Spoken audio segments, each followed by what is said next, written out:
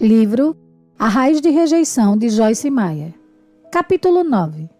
Manipulação e controle. A definição para a palavra manipulação no dicionário Webster é manobrar ou influenciar de forma astuta ou errônea, controlar ou conduzir de forma hábil para um proveito pessoal. Controlar alguém é pecado. Esse é um tipo de feitiçaria. Não estou dizendo que se você controla alguém é um feiticeiro ou está possesso, mas o controle é um princípio da feitiçaria. Satanás opera por meio da manipulação e do controle. Deus quer orientá-lo e guiá-lo. Ele o controlará somente se você continuamente lhe der permissão para fazê-lo. Cada vez que Deus me diz, Joyce, quero que você faça isso, digo, Senhor, concordo. O que o Senhor quiser, Deus, é isso que quero. Entrego ao Senhor essa área.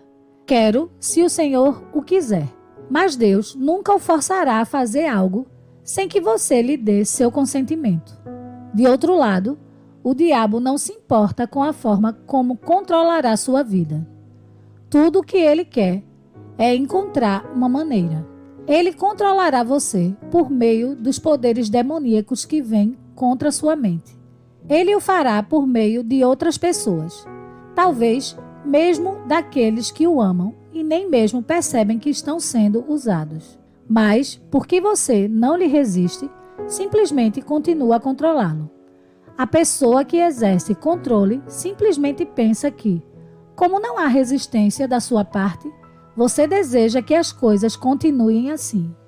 Se você deixar um relacionamento assim seguir por muito tempo, a pessoa que exerce controle se acostumará a fazê-lo. Porque o relacionamento foi construído dessa forma. Quando você decide sair disso, haverá guerra. Você estabeleceu algo do qual o controlador não quer abrir mão. Por isso, terá de permanecer firme. Se você estiver sob a escravidão do controle de alguém por longo tempo e agora quer ganhar sua liberdade, é melhor estar pronto para resistir, porque o diabo terá uma crise. Observe a definição de controle. Significa dirigir, influenciar, restringir, regular, refrear, exercer autoridade ou tentar impedir. Também significa fiscalizar com duplo registro. Quando leio isso, percebo algo surpreendente. Checar com duplo registro significa que haverá dois controles paralelos. Por exemplo, eu estou indo às compras com uma amiga e lhe digo, bem, vou comprar algumas coisas hoje e quero controlar o meu dinheiro. Assim, vou anotar tudo o que gastar e quero que você faça uma lista paralela. Então, compararemos nossos registros no final das compras, para nos certificarmos de que fiz uma anotação correta dos meus gastos. Minha amiga estaria mantendo um registro paralelo. Se eu conferisse no final das compras para verificar se ela também registrara certo o valor e ela não tivesse feito, ou se ela tivesse anotado algo que não anotei, eu saberia que algo estava errado. Uma das minhas filhas, frequentemente, viaja com Dave e comigo, quando ministramos. Por isso, ela está comigo várias vezes quando faço compras. Pelo fato de vestir o mesmo tamanho de roupa que eu, ela ganha muitas das minhas roupas. Assim, ela tem uma opinião muito firme sobre aquilo que compro. Algumas vezes, quando estamos fazendo compras e tento comprar algo e peço a opinião dela, ela diz, "Oh não, você não vai comprar isso, mãe." Anteriormente, eu colocaria o cabide de volta na prateleira e procuraria outra coisa. Então, eu lhe mostraria a roupa seguinte e ela diria, "Oh não, não gosto disso." E novamente eu colocaria o cabide de volta no lugar. Mas quando comecei a ensinar essa mensagem sobre rejeição, Deus me mostrou o que realmente estava acontecendo. Por causa da forma como fui criada, sendo abusada por meu pai, que tinha uma personalidade forte, dominadora, controladora e manipuladora, naturalmente eu tinha uma forte raiz de rejeição em minha vida. Se meu pai quisesse comer frango, todos comeríamos frango. Se meu pai não quisesse comer legumes, ninguém comeria legumes. Ele controlava tudo o que acontecia em casa. Ele era o tipo de pessoa que se irava e explodia com frequência. Assim, gastei a maior parte da minha vida apenas tentando mantê-lo feliz, evitando enfrentar o medo, a rejeição e o descontentamento. Acabamos por viver nossa vida dessa forma, sem mesmo perceber o que estamos fazendo. E não precisa de o diabo nos controlar totalmente, porque ele pode facilmente usar outra pessoa para fazê-lo por ele. Uma pessoa que nem mesmo tem qualquer mau intento na mente. Minha filha não estava tentando me controlar. Ela estava dando sua opinião. Eu estava deixando a opinião dela me controlar por causa da raiz de rejeição. Haverá momentos em que o diabo tentará controlar você por intermédio de uma pessoa realmente controladora, o que é outro problema. Não direi que o diabo não criará situações para colocar essas pessoas em sua vida, porque ele certamente o fará. Muitas vezes, aqueles que têm um terrível medo de rejeição se casam com alguém com uma vontade forte. Creio que Deus os coloca juntos. Sabe por quê? Porque você nunca vencerá o medo do homem se não for forçado a controlá-lo e a enfrentá-lo. Se você sempre procurar por alguém que não rejeite e sempre disser, não me faça isso, não me faça sofrer, você realmente estará dizendo, não quero confrontar o problema, não quero lidar mais com isso, apenas estarei junto de pessoas mansas, doces, ternas, amorosas, que nunca me darão problemas. Mas isso não funcionará. Cedo ou tarde, para vencer o medo, você terá de resistir a alguém. Talvez seja um chefe, um amigo, um cônjuge ou um filho. Muitas pessoas que têm uma raiz de rejeição têm filhos com vontade determinada. E a menos que ela lide com seus próprios medos, seus filhos a controlarão. Eu tinha um medo terrível de desagradar os outros e fazer as pessoas ficarem iradas. Por isso, sempre tentava manter todos satisfeitos. Eu simplesmente queria manter todos felizes. Não queria que alguém se desapontasse comigo. Eu tentava arduamente ser perfeita e viver minha vida de tal forma que ninguém encontrasse algo errado em mim, pois assim não me rejeitariam. Eu não teria que experimentar essa dor. Receber esse ensino de Deus realmente abriu meus olhos. Quando percebi a verdade, comecei a levar esse conhecimento em minhas compras com minha filha. Percebi que ela realmente não se importava com o que eu comprava. Ela é uma filha muito boa e submissa, e tudo o que eu deveria fazer era dizer-lhe, bem, gostei, por isso vou comprá-lo. E ela teria dito, está bem, e tudo terminaria assim. Ela estava dando a opinião dela, mas o próprio medo de não agradar as pessoas me levava a ser conduzida pela opinião delas, em vez de pelo meu próprio desejo. Outro lado dessa questão é que algumas vezes, quando faço compras com ela, tenho dúvida se algo ficou bem em mim. Assim pergunto, o que você acha? Algumas vezes ela diz, não, realmente não gosto. Isso serve como uma confirmação de que eu realmente não devo comprar aquilo. Portanto, há necessidade de equilíbrio. Você não deve ficar irado com isso e começar a dizer a todos ao seu redor, não tente me dizer o que devo fazer. Vou fazer o que quiser. E isso não é de sua conta. Mantendo o equilíbrio necessário. Tenho aprendido que devemos ter equilíbrio. Sem ele, ouvimos uma mensagem de que gostamos e nos inclinamos para esse lado. E então ouvimos outra mensagem e nos inclinamos para o outro lado. O que estamos fazendo é nos movendo sem equilíbrio, de uma direção a outra.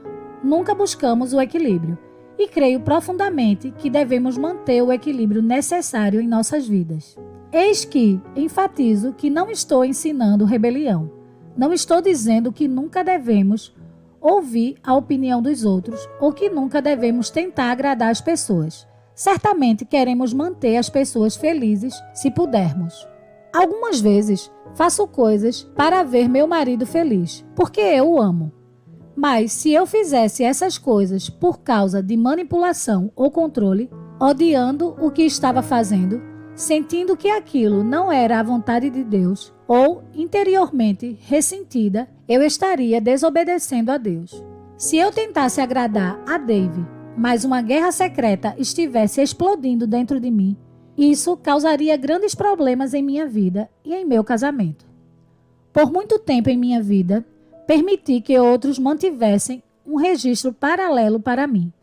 Em outras palavras, eu começava a fazer algo e imediatamente procurava um olhar de aprovação. Estava secretamente dizendo: está bem para você? Não é errado esperar a aprovação de alguém ou obter um olhar de aprovação ocasionalmente, mas é errado quando você começa a desmoronar se não obtiver tal coisa.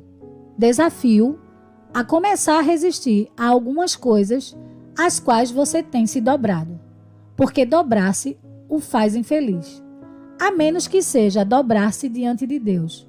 Romanos 8,2 diz: pois a lei do Espírito da vida, que está em Cristo Jesus, a lei do nosso ser, me libertou da lei do pecado e da morte. Estive meditando sobre esse versículo por muitos anos antes de compreendê-lo. Você sabe o que diz Romanos 8,2? Se eu deixar sua opinião tornar-se lei para mim, então estarei vivendo debaixo da lei do pecado e da morte. Isso é pecado para mim, porque não estou seguindo o Espírito. Pecado produz morte em mim. Não estou dizendo que vou cair prostrada e morrer, mas sofrerei as coisas relacionadas com a morte. Isso matará minha alegria. O ladrão vem somente para roubar e matar e destruir. Mas Jesus disse: eu vim para que vocês tenham e desfrutem da vida. João 10,10. A lei de Espírito da vida em Cristo Jesus me libertou da lei do pecado e da morte. Agora sou livre para seguir a direção do Espírito Santo, ajudando alguém com raiz de rejeição. Se você é casado ou conhece alguém, tem um filho ou trabalha com alguém que tem raiz de rejeição, como pode ajudá-lo a encontrar a liberdade? Quando você ama a Deus, quer ajudar outros a sair da escravidão da raiz da rejeição. O que você pode fazer? Certamente, você não pode gastar toda a sua vida andando nas pontas dos pés para não machucá-los, porque isso o colocaria em escravidão. Mas você pode exortá-los, edificá-los e encorajá-los. Quando eles fizerem algo bom, não ignore isso, elogie-os, porque eles precisam de bastante encorajamento. Se fazem algo quase totalmente certo, com algum pequeno erro, não destaque o que fizeram de errado e nem ignore o que fizeram corretamente. À medida que você continua a encorajá-los, descobrirá que após um tempo eles não precisarão disso tão frequentemente. Se você tem autoridade sobre essa pessoa e tem de corrigi-la, use Gálatas 6:1 como orientação.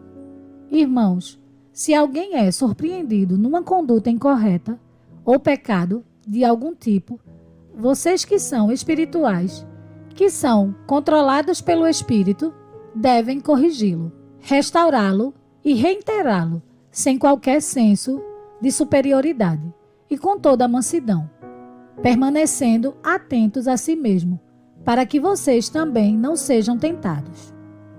Não corrija com ar de superioridade, faça-o com gentileza e humildade, porque Deus tem me dado uma personalidade forte. Me expresso de maneira bastante direta, mas tenho aprendido a ser dócil, gentil e amável, com pessoas que se assustam com meu tipo de personalidade, porque estou numa posição de autoridade na maior parte do tempo. Algumas vezes, tenho de corrigir pessoas. Quando faço, geralmente lhes conto sobre algo que fiz de errado e como pude superar isso. Todos nós fazemos coisas erradas, e essa pessoa a quem dirijo precisa saber que não é um caso isolado. Eu lhe digo: você é grande, você é uma pessoa maravilhosa. Não quero que isso a machuque e a faça pensar que você não é boa. Veja, não podemos deixar de corrigir as pessoas simplesmente porque elas têm uma raiz de rejeição, mas podemos abordá-las com amor e atentarmos para nunca nos aproveitarmos dela por causa de suas fraquezas. Manter o equilíbrio é muito importante e Deus tem todas as respostas. Outra coisa que você pode fazer para essas pessoas com raiz de rejeição é ajudá-las a tomar suas próprias decisões e respeitar as opiniões delas, mesmo que não sejam como as suas. Você pode ajudá-las a ouvir a Deus. A pessoa com esse tipo de problema tende a vir a você cada vez que estiver por perto e perguntar: o que acha que devo fazer? Diga-lhe: bem, penso que você deve ouvir a Deus. Creio que você pode ouvi-lo. Se ela perguntar novamente o que você pensa que ela deveria fazer, então diga: bem, você me dirá o que pensa que Deus está dizendo, e então eu lhe direi o que penso. Se ela disser: bem, eu penso que Deus está dizendo isso e isso, na maior parte das vezes, esse será o caminho certo para elas. Pode ser exatamente o que você faria, mas você pode encorajá-la a dizer: bem, provavelmente eu não faria dessa forma, mas penso que é bom para você. Você é uma pessoa que pode ouvir a Deus e ser dirigida por Ele.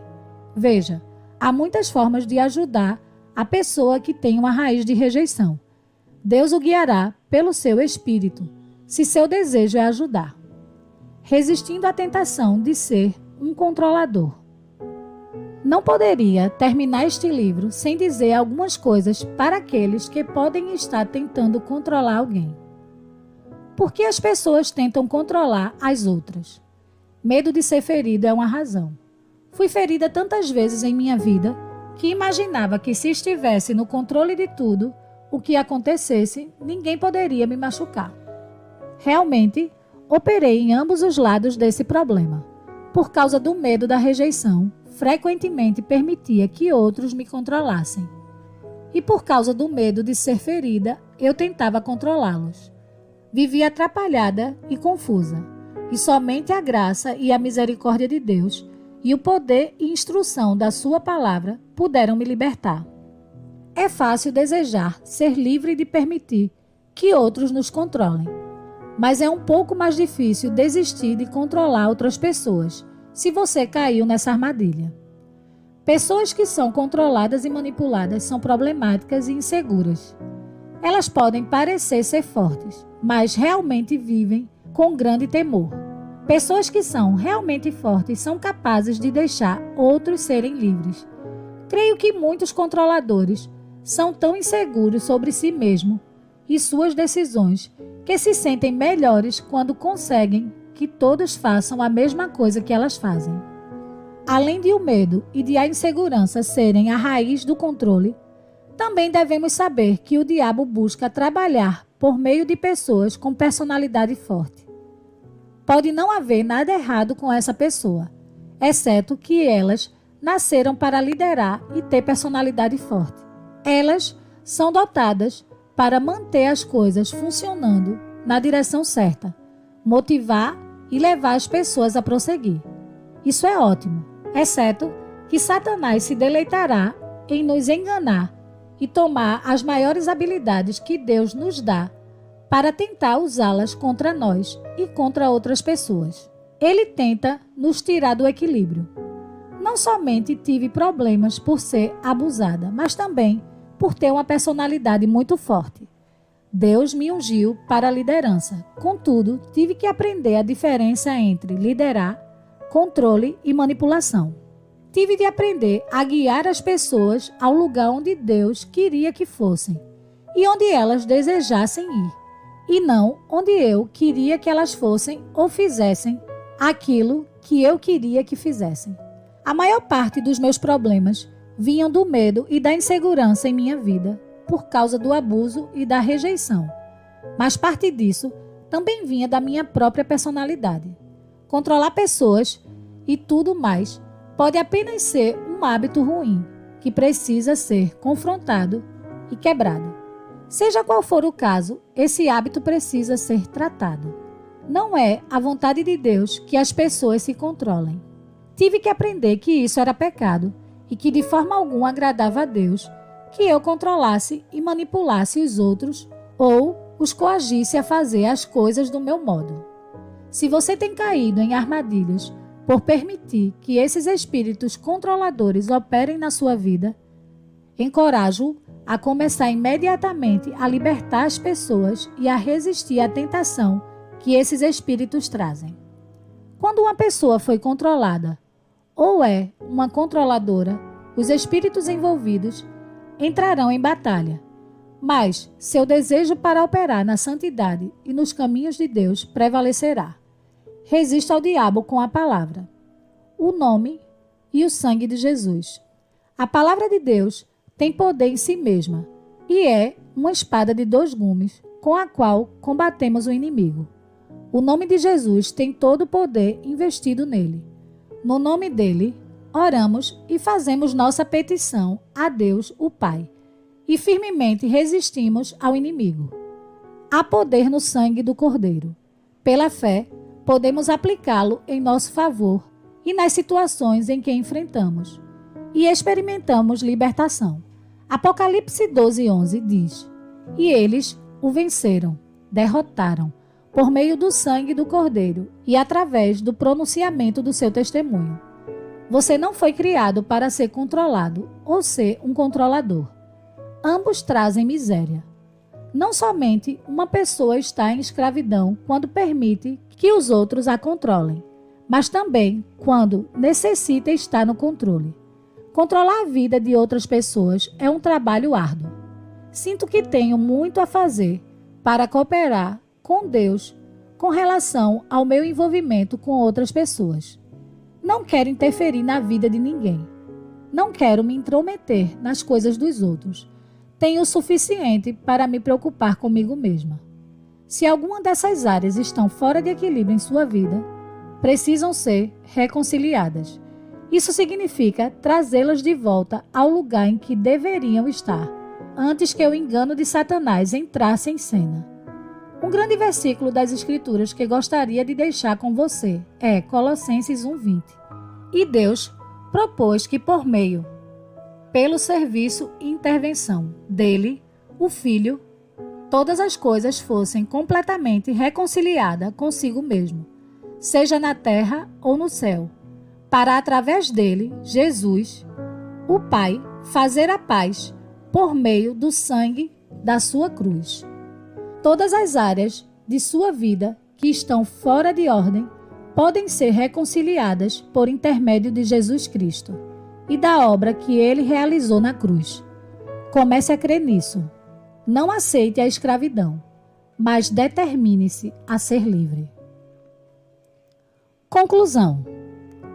Você pode ser livre da raiz de rejeição. Vamos observar outros versículos das Escrituras.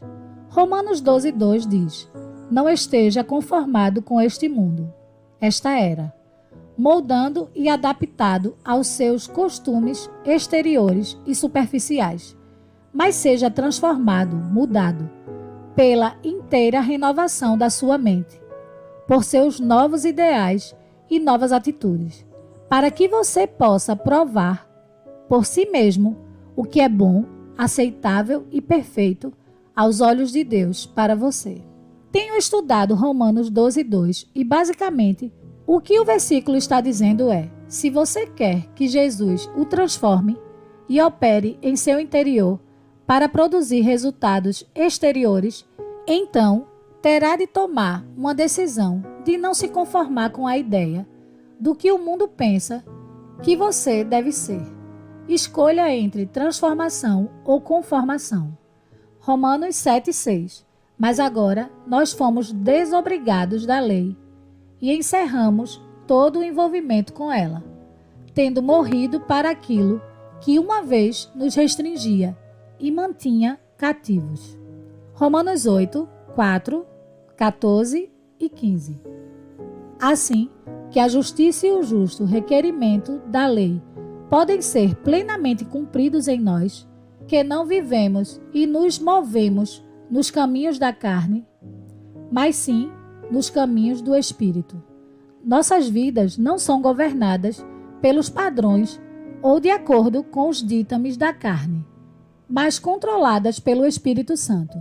Pois todos que são guiados pelo Espírito de Deus são filhos de Deus. Pois o Espírito, o qual vocês agora receberam, não é um espírito de escravidão, para colocá-los novamente na escravidão do medo, mas recebemos o espírito de adoção, o espírito que produz filiação, em que, na alegria, na qual nós podemos clamar, Abba, Pai. Gálatas 5, 16 e 17. Mas eu digo, caminhem e vivam, habitualmente, no Espírito Santo, respondendo e sendo controlados e guiados pelo Espírito. E então vocês, certamente, não gratificarão os clamores e desejos da carne, da natureza humana sem Deus, pois os desejos da carne são opostos aos do Espírito Santo, e os desejos do Espírito são opostos à carne, à natureza humana sem Deus, pois esses são antagônicos entre si, continuamente confrontando-se e conflitando um com o outro, para que vocês não sejam livres, mas sejam impedidos de fazer aquilo que desejam. Gálatas 5:1. Em liberdade, Cristo nos fez livres e completamente nos libertou. Então, permaneçam firmes e não sejam enganados, enredados e submetidos novamente a um jugo de escravidão, do qual foram libertos. Você está pronto a permanecer firme na liberdade que Deus lhe deu? O primeiro passo rumo à liberdade da raiz de rejeição é conhecer a Jesus Cristo como seu Salvador pessoal. Em minha jornada rumo à minha própria cura, encontrei todo tipo de métodos instantâneos oferecido pelo mundo ferido de hoje. Contudo, descobri que a única cura duradoura para a raiz de rejeição vem por intermédio de um relacionamento com Jesus Cristo. Ele tomou minha rejeição sobre si mesmo. Sua morte e ressurreição compraram para você e para mim a libertação da dor e dos padrões de comportamentos produzidos por toda uma vida de rejeição. Se você ainda não fez de Jesus Cristo seu Salvador, quer orar comigo agora? Jesus, venho a ti como pecador. Arrependo-me de todos os meus pecados e peço-te que me perdoe e me purifique pelo teu sangue. Eu agora o torno Senhor de minha vida. Eu escolho perdoar aqueles que me feriram e me rejeitaram. Cura-me da raiz de rejeição. Enche-me com o Espírito Santo, porque hoje escolho permitir que tu faças essa obra interior em mim, para que eu possa produzir os resultados externos e o mundo possa vê-los. Escolho ser transformado pelo teu poder e pelo teu amor, e não me conformar com as opiniões e ideias dos homens sobre quem e o que eu deveria ser. Jesus, eu oro para que tu me perdoes por todo comportamento manipulador e controlador com o qual eu possa ter me envolvido. Ajuda-me a parar de manipular e de controlar os outros. Liberta-me do medo do homem. Ajuda-me a ser alguém que procura agradar a ti e não aos homens. Ensina-me a viver como um cristão vitorioso. Revela-me teu amor e ajuda-me a compreender verdadeiramente que sou aceito no amado. Faço esta oração em fé, esperando resultados que transformem minha vida. No nome de Jesus. Amém.